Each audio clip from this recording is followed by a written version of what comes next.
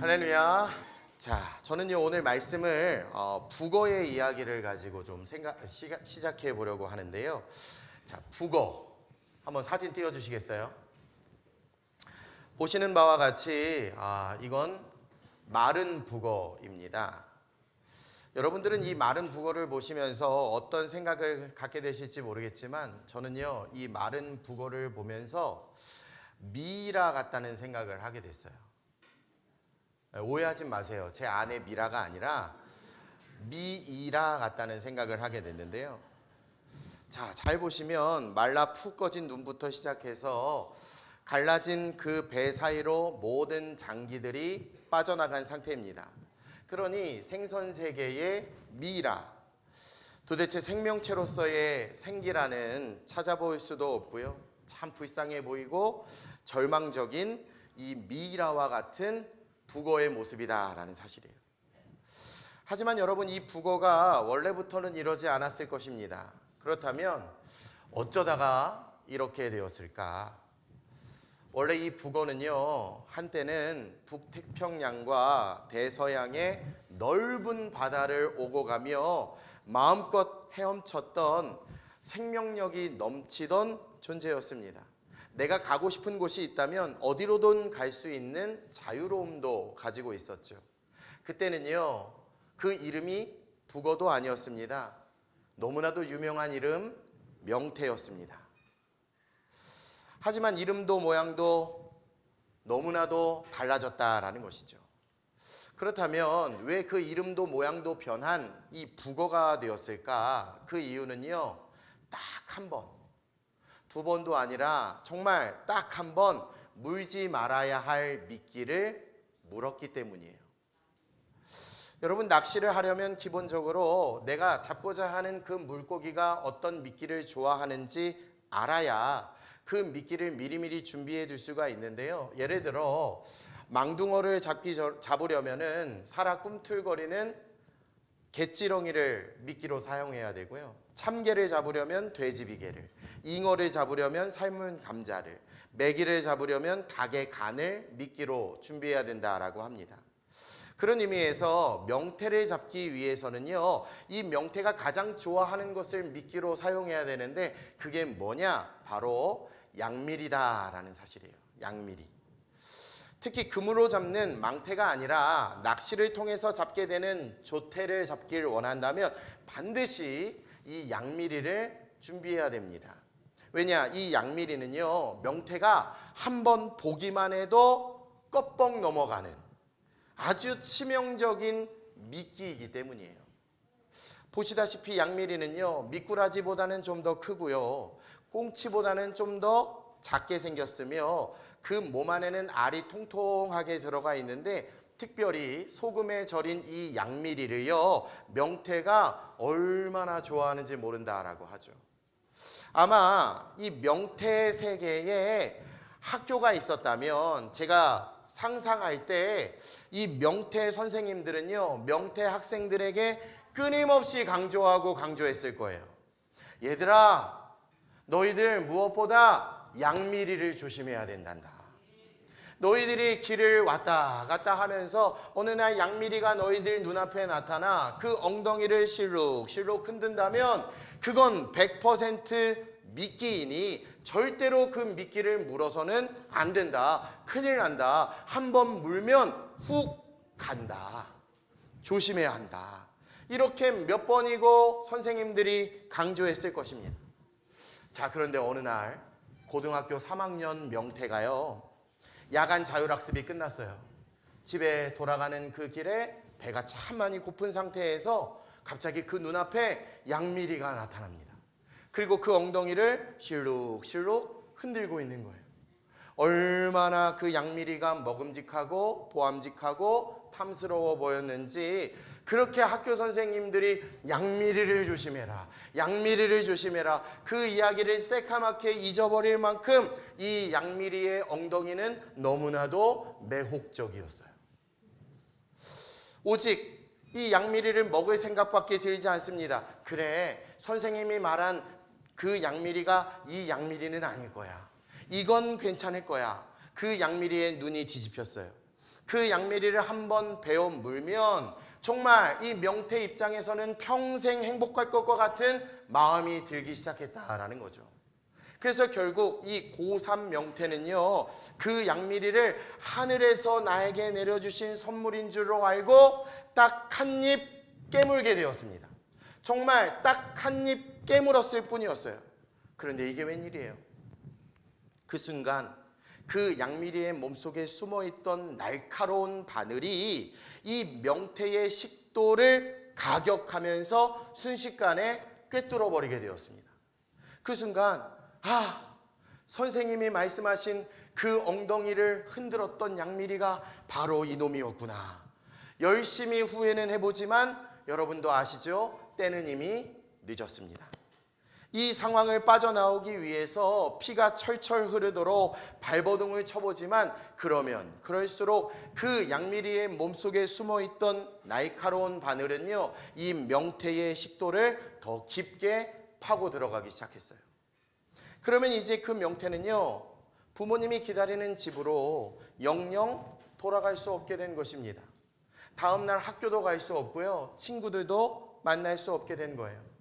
이 명태는 생전 처음 나가보는 물 밖으로 대롱대롱 매달려 올라오게 된 것입니다. 그런데 여러분, 이때부터 이 명태의 운명은요, 참 모질고 비참한 길에 들어서게 되죠. 그 이름부터 더 이상 명태가 아닙니다. 생태로 바뀌게 되죠. 그리고 부둣가에 내동댕이 쳐져서 대한민국 아주머니들의 굵은 팔뚝에 의해서 정말 사정없이 난도질을 당하게 됩니다. 이 아줌마들은요, 이 생태가 얼마나 불쌍한 존재인지, 바닷속에서 이 생태를 손꼽아 기다리는 부모님들의 마음이 어떠한지, 얼마나 친구들이 슬퍼할지, 이 모든 것에는 전혀 관심이 없어요. 그저 아주머니들은 입맛을 다지며 이 생태의 배를 가차없이 가른 다음 옆에 있는 아주머니들과 수다까지 떨면서 아주 숙련된 솜씨로 생태의 배를 난자하기 시작합니다. 그래서 창자는요, 창자대로 소금에 절여 창난젓으로 팔아버리고요, 알은 소금에 절여서 여러분 너무나도 맛있죠? 명란젓으로 팔아넘기게 되는 거예요. 자, 그러면 이 명태의 운명은 여기서 끝이 나느냐? 아닙니다. 아주머니들은요, 이 생태를 냉동에 얼려버립니다. 그래서 그 이름을 또 바꿔버려요. 뭐로요? 동태. 그리고 동태로 바꿔버리고 그 얼어있는 동태를 빼내어 찌개를 하게 됩니다. 그게 바로 동태찌개라는 것이죠. 자, 그렇지 않으면 이 동태의 양볼에다가 줄을 매달아 달고 찬바람이 쌩쌩 불어오는 대관령 덕장으로 옮겨가서 하나둘씩 얼렸다가 녹였다가 얼렸다가 녹였다가 이것을 반복해서 말리게 됩니다. 자, 그러면 이 생태를 반쯤 말려서 좀 꾸덕꾸덕해지면 그걸 코다리로 해서 먹게 되죠. 맛있어요. 황금빛으로 이것이 부풀어 오르게 되면 황태로 해서 먹게 됩니다. 그리고 이게 완전히 마르게 되잖아요. 그러면 이것을 북어라고 이름을 또한 바꾸게 된다라는 거예요. 특히 이 북어는요, 우리 대한민국 아버지들의 해장을 위해서 또 한 번의 시련과 아픔을 당하게 되는데요, 출근하는 남편에게 이 시원한 북어국을 끓여주기 위해서 대한민국의 어머니들은요, 사정없이 이 북어에게 난타질, 방망이질을 시작하게 됩니다. 물론 요즘은요, 북어를 파는 가게에서 방망이질을 해서 팔기도 하지만 여러분, 이때 이 북어는요, 살이 다 터지는 거예요. 온 머리가 깨지도록 부서지고 흩어져서 이제 북어포가 된다라는 사실이죠. 자, 그러면 북어포를요, 참기름에 볶는 거예요. 그리고 팔팔 끓는 물에 고아지도록 녹아 북어국을 만들게 되면 그제서야 이 명태는 그 생에 그 모든 대단원의 막을 내리게 된다라는 사실이에요. 그렇다면 여러분, 한때 정말 심찬 생명력으로 이 북태평양과 대서양을 오고 가며 자유롭게 헤엄쳤던 이 명태가 아니 도대체 어쩌다가 이렇게 불쌍한 존재가 되었을까요? 제가 앞서 말씀드린 바와 같이 그 이유는요, 딱 한 번, 두 번도 아니라 딱 한 번, 결코 물지 말아야 할 양미리를 물었기 때문이다라는 사실이에요. 그런데 너무나도 안타까운 사실은 뭐냐면 오늘을 살아가고 있는 저와 여러분, 우리들의 인생 속에서도 이 명태와 같이 잘못된 선택을 하는 사람들이 있다라는 사실이죠. 정말 천국과 같은 우리의 가정에 잘못된 한 번의 선택으로 말미암아 불행이 찾아오게 됩니다. 비참해지게 됩니다. 내려앉게 됩니다. 깨어지게 됩니다. 정말 지옥과도 같은 가정이 한 번의 선택으로 인해서 이루어지게 되는 경우가 너무나도 많다라는 거죠. 이 모든 것들은요, 하나같이 결코 물지 말아야 할 양미리를 물었기 때문이다라는 사실이에요. 자, 그렇다면 우리의 가정을 이와 같이 허무는, 우리의 개인의 삶을 이처럼 망가뜨리는 이 양미리와 같은 존재, 정말 물지 말아야 할 우리의 인생의 양미리는 과연 무엇이 있을까? 오늘 말씀을 보니까요, 마태복음 24장을 보면 이 말세에 저와 여러분이 꼭 조심해야 할 무언가를 우리 예수님께서 두 가지로 말씀해 주고 계시는데요. 자, 먼저 여러분과 생각할 첫 번째는요, 우리가 무엇을 조심해야 되느냐? 바로 이단을 조심하셔야 된다라는 사실이에요. 저를 한번 따라할까요? 이단을 조심하자. 이단을 조심하자. 1단이 아니라 3단이 아니라 2단을 조심하셔야 돼요. 자, 마태복음 24장 4절과 5절 말씀, 우리 예수님이 이렇게 말씀하셨어요. 함께 읽습니다. 시작. 예수께서 대답하여 이르시되 너희가 사람의 미혹을 받지 않도록 주의하라. 많은 사람이 내 이름으로 와서 이르되 나는 그리스도다 라고 하며 많은 사람을 미혹하리라. 아멘. 여러분, 자기 자신 스스로를 가르쳐서 내가 그리스도야, 내가 재림주야, 내가 보혜사야 라고 이야기하는 이단들이 오늘날 우리의 인생의 양미리와 같은 존재다라는 사실이죠. 특별히 여러분, 여기서 말하는 미혹이라는 이 단어의 원어적인 의미는요, 낚시질하다라는 뜻을 가지고 있어요. 그러므로 이단은요, 마치 명태 앞에 엉덩이를 흔드는 그 양미리처럼 먹음직하고 보암직하고 탐스럽게 우리의 인생에 다가와서 우리를 낚시질함으로 우리 개인과 우리의 가정을 망가뜨린다라는 사실이에요. 저들은 아주 고도의 전략을 가지고 우리의 인생에 찾아오기 때문에 우리는 결단코 이 문제를 가볍게 여기시면 안 된다라는 사실이에요. 그들은요, 전혀 눈치채지 못하게 다가오게 돼요. 예컨대 신천지와 같은 이단들은요, 이만희라는 사람을 재림주라고 합니다. 성령이라고 부릅니다. 그리고 숭배합니다. 분명히 이것은 잘못된 이단이고 10중 8구죠. 거기에 빠지면 개인과 가정이 망가지고 파탄나고 큰 어려움을 당하게 되지만 그들은요, 처음부터 그런 모습으로 우리에게 다가오지 않는다라는 사실이에요. 아유, 얼마나 힘드냐고. 아유, 얼마나 애쓰고 사세요. 아유, 우리가 도와드릴게요. 우리가 기도해드릴게요. 우리가 힘이 되어드릴게요. 오히려 우리의 가정, 우리의 개인의 삶을 도와주겠다라고 우리에게 접근한다라는 사실이에요. 여러분, 참 서글픈 이야기지만 우리 인간은요, 자기에게 도움을 주겠다라는 사람들에 대해서는 굉장히 호의적입니다. 의심을 하지 않는 경향이 있다라는 사실이에요. 나를 도와준다는 사람들에 대해서는요, 무한 신뢰를 합니다. 아이, 설마 이 사람이 나를 이용하겠어? 라는 생각은 꿈에도 하지 않는다라는 사실이죠. 하지만 여러분, 그렇지 않습니다. 남녀의 사랑도 변하는 시대를 살아가고 있습니다. 하물며 이단이겠습니까? 여러분, 이단은요, 처음과 끝이 다른 사람들입니다. 분명히 변한다는 것을 기억해 주시길 바랍니다. 한자어로도 보면 달을 이에다가 끝단입니다. 끝이 다른 사람, 끝이 다른 존재를 가르쳐서 이단이라고 부른다라는 거예요. 처음에는 저와 여러분을 위하는 척, 우리를 위해서 모든 걸 다 해주는 척 같이 하다가 우리에게 다가오지만 결국 그 끝은요, 우리의 영혼, 우리의 몸, 우리의 가정, 모든 물질을 전부 다 파괴시키는 존재가 이단이다라는 거예요.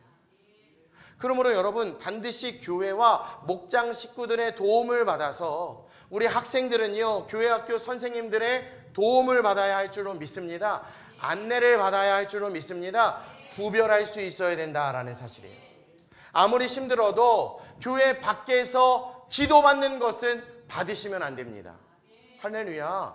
아무리 궁금해도 교회 밖에서 성경 공부에 참여하는 것은 안 됩니다. 반드시 목사에게 물어보시길 바랍니다. 사역자들에게 신고해 주시길 바랍니다. 그것이 여러분 개인과 여러분의 자녀들과 여러분의 가정을 지키는 길임을 기억해 주시고, 시대가 어려울수록 힘들수록 우리를 더 유혹하고 미혹하는 이 수많은 이단들로부터 자유함을 누리게 되시길 우리 주 예수님의 이름으로 축원해 드립니다. 두 손을 가슴에 얹고 절 따라 할까요? 이단을 조심하자. 이단을 조심하자. 이단을 조심하자. 이단을 조심하자. 좋은 데 가서 성경 공부 가르쳐 줄게 이러면 따라가면 안 돼요. 아셨죠? 네. 자, 두 번째, 우리의 가정을 허물 수 있는 것은 사랑의 식어짐이다라고 이야기를 해요. 사랑의 식어짐. 자, 마태복음 24장 12절 함께 읽어볼까요? 시작. 불법이 성함으로 많은 사람의 사랑이 식어지리라. 식어지리라. 아멘. 여러분, 저는 이것을 의무가 열정을 대신하는 것이다, 전부가 일부가 되는 것이다, 당연함이 감사함을 대신하는 것이다 라는 통칭으로 해석하고 싶습니다. 사랑이 식어지잖아요. 열정이 없어집니다. 그러면 의무만 남게 돼요. 사랑이 식어지면 내 인생의 전부라고 여겼던 상대방이 내 인생의 일부가 되어버립니다. 사랑이 식어지게 되면 수많은 감사의 조건이 있었음에도 불구하고 그 사랑의 식어짐으로 말미암아 당연한 거야 라고 여기게 된다는 거죠. 여러분, 그러면 결국 가정은요, 금이 가기 시작합니다. 그러므로 이단은요, 우리의 가정을 무너뜨리는 어떤 외적인 외부의 공격이다라고 한다면, 이 사랑의 식어짐은 우리 가정이 무너질 수 있는 내적 분열의 시작임을 여러분 꼭 기억해 주시길 바랍니다. 그래서 오늘 아가서 본문의 술람미라는 여인도요, 그의 남편이었던 솔로몬에게 이렇게 부탁하고 있는 거예요. 솔로몬 왕이시여, 우리가 이 포도원과 같은 가정을 허무는 이 작은 여우를 잡을 수 있게 해주세요. 여러분, 팔레스타인 전역에 넓게 펼쳐져서 살아가는 야행성 동물, 바로 여우입니다. 이 여우는요, 약 그 몸 길이가 45cm 정도밖에 되지 않아요.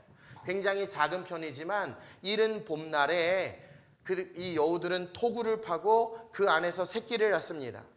그래서 포도원 나무에 꽃이 피게 되면 이 여우는요, 그 굴 속에서 포도원 나무의 뿌리를 상하게 하거나 완전히 끊어내어 버립니다. 그러니 포도원에 담을 넘어서 들어오게 되는 것이 아니라 포도원 땅 밑에 숨어 살아가는 여우, 그 여우들이 뿌리를 헤쳐서 서서히 줄기를 말리게 되고 포도나무를 죽게 한다라는 거예요. 여러분, 이것은 눈에 보이지 않습니다. 하지만 너무나도 위험한 존재다라는 사실이죠. 특히 시브리어로 이 여우라는 말은요, 슈알이라고 이야기를 하는데, 이 슈알이라는 말은 나누다라는 뜻을 가지고 있어요. 나누다. 자, 그러고 보면 마귀를 뜻하는 단어인 디아블로스라는 말도 이간질시키다라는 말의 의미를 가지고 있으니까 이 여우와 마귀는요, 그 행하는 행동이 똑같다라는 것을 우리가 알 수 있다라는 거죠. 자, 그러므로 이 여우와 같은 존재의 마귀는요, 우리 가족 안에서, 가정 안에서 어떻게든지 서로가 서로 간의 신뢰를 깨어지게 만듭니다. 서로를 이간질시키는 것입니다. 대화가 통하지 않게 만듭니다. 그래서 서로를 오해하게 만듭니다. 결국 나를 무시한다 여기고 작은 것에도 참지 못하고 분노하게 하며 서로 간에 상처를 만든다라는 사실이에요. 이 모든 것이 우리의 가정이라는 이 포도원 땅, 그 뿌리 밑에서 기생하고 있는 작은 여우라는 사실이에요. 여러분, 우리는 강력한 외부의 공격은요, 방어를 잘합니다. 준비가 되어 있습니다. 하지만 내부적인 공격은요, 미움, 시기, 매너리즘, 당연하다 여기는 마음, 괜한 의심, 아무렇지도 않게 주는 상처, 내 기분, 내 마음대로 행하는 버릇, 어떤 순간에 참지 못하는 분노, 익숙함 가운데 오는 무례함, 정죄되지 않는 말은 우리가 아무렇지도 않게 여기고 있다라는 사실이에요. 그러니 여러분, 우리는 이것을 조심해야 할 줄로 믿습니다. 그 엄청난 당대 최강 국가였던 로마 제국이요, 외부의 공격으로 인해서 무너지게 된 것이 아니라 내부 안에서 일어나는 분열과 사랑의 식어짐으로 말미암아 로마 제국이 무너지게 되었다라는 사실이에요. 오늘 우리의 가정도 어떤 면에서는 외부의 공격은 잘 막아낼 수 있습니다. 사업의 실패, 어떤 질병으로 인한 건강의 악화, 이것은요 서로 간의 사랑을 더 애틋하게 만듭니다. 서로를 격려하게 합니다. 가정을 하나 되게 할 수 있습니다. 하지만 중요한 것은 별것도 아닌 이 내부 안에서의 균열, 잡음, 무관심, 권위주의는요 서서히 우리의 가정의 기초를 허물게 한다라는 사실이에요. 그러므로 우리는요 다시금 우리의 가정을 돌아보며 점검해야 할 줄로 믿습니다. 사랑이 식어지잖아요, 의심하게 되는 거예요. 사랑이 식어지잖아요, 귀찮게 여기게 되는 거예요. 사랑이 식어지게 되잖아요, 서로를 무시하게 되는 것임을 꼭 기억하시길 우리 주 예수님의 이름으로 축복해 드립니다. 디모데후서 볼까요? 3장 1절로 5절 말씀 같이 한번 읽습니다. 시작. 너는 이것을 알라. 말세에 고통하는 때가 이르러 사람들이 자기를 사랑하며 돈을 사랑하며 자랑하며 교만하며 비방하며 부모를 거역하며 감사하지 아니하며 거룩하지 아니하며 무정하며 원통함을 풀지 아니하며 모함하며 절제하지 못하며 사나우며 선한 것을 좋아하지 아니하며 배신하며 조급하며 자만하며 쾌락을 사랑하기를 하나님 사랑하는 것보다 더하며 경건의 모양은 있으나 경건의 능력은 부인하니 이와 같은 자들에게서 내가 돌아서라. 아멘. 아멘. 돌아서시길 바랍니다. 돌아서셔야 돼요. 우리는요 예수 믿는 사람들은 나 자신보다 가정을 더 사랑해야 됩니다. 우리 예수 믿는 사람들은 돈보다 가족들을 더 사랑해야 합니다. 익숙함과 편안함 속에 자랑하지 말고 교만하지 말고 겸손함으로 서로를 대해야 할 줄로 믿습니다. 비방하지 말고 서로 칭찬하며 거역하지 말고 존중해주며 서로가 서로의 존재만으로도 감사하고 온 가족들이 하나님 앞에 거룩함으로 서로를 용납하고 이해하며 절제하고 착하고 선한 것을 좋아하며 무엇보다 누구보다 우리의 구원자 하나님을 가장 사랑하는 이 경건의 능력이 우리의 가정에 있을 수 있다면 어떤 상황에도 어떤 환경에도 우리의 가정은 주 안에 세워지게 될 줄로 믿습니다. 든든하게 될 줄로 믿습니다. 오늘 말씀 본문을요 NIV 영어 성경을 보면 Catch for us라고 되어 있는데요, 다른 영어 성경을 보면 Let us catch라고 되어 있어요. 이 말인즉슨 함께 잡아야 된다는 거죠. 우리의 가정을 무너뜨리는 여우를요 함께 잡으셔야 된다는 거예요. 그냥 어느 한 사람만 애쓰고 노력해서 되는 것이 아니라 우리 온 가족 모든 구성원들이 함께 이 여우를 잡기 위해서 노력하고 애써야 된다라는 것입니다.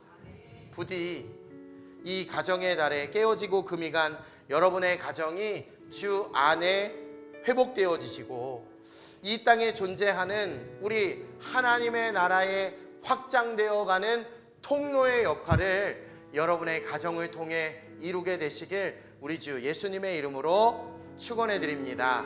두 손을 가슴에 얹고 절 따라할까요? 이단을 조심하자. 이단을 조심하자. 서로 사랑하자. 서로 사랑하자. 할렐루야. 이단을 조심하고 서로 사랑함으로 주 안에 화목한 가정 읽어가게 되시길 우리 주 예수님의 이름으로 축원해 드립니다.